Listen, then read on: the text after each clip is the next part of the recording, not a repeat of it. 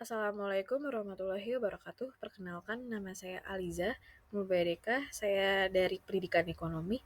Di sini saya ingin mempresentasikan untuk ujian tengah semester Ekonomi Syariah yang bertema riba dalam Islam.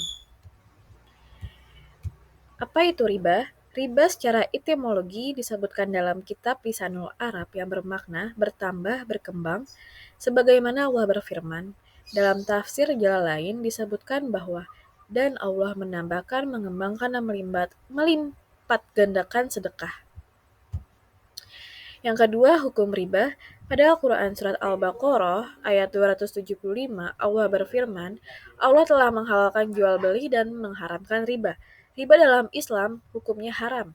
Ada banyak efek negatif dari riba yang dipraktikkan selama ini dalam kehidupan sehari-hari. Bahkan agama samawi yang semuanya melarang praktik riba. Mendapatkan keuntungan dari riba dapat menghilangkan sikap tolong-menolong, memicu permusuhan, dan sangat menyusahkan apabila pemberi riba menentukan bunga yang sangat tinggi. Jenis-jenis riba. Dalam Islam, menurut buku hukum perjanjian Islam di Indonesia, riba dibagi menjadi 4. Yang pertama, riba qard adalah riba berupa suatu manfaat atau tingkat kelebihan tertentu yang disyaratkan terhadap yang berutang atau muktarid. Yang kedua, riba jahiliyah adalah riba di mana utang dibayar lebih dari pokoknya karena peminjam tidak mampu membayar utangnya pada waktu yang ditetapkan. Yang ketiga, riba fadl, disebut juga riba buyuh, yaitu riba yang timbul akibat pertukaran barang sejenis yang tidak memenuhi kriteria sama kualitasnya, kuantitasnya, dan waktu penyerahannya. Dalam pertukaran ini terdapat garar, yaitu ketidakjelasan bagi kedua pihak akan nilai masing-masing barang yang dipertukarkan. Dan yang terakhir, riba nasi'ah atau riba duyun, yaitu riba yang timbul akibat utang piutang dan hasil usaha muncul bersama biaya.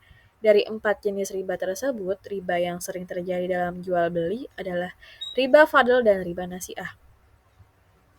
Cara menghindari riba. Yang A, dalam jual beli. Berikut ini beberapa syarat jual beli agar tidak menjadi riba, diantaranya serupa timbangan dan banyaknya.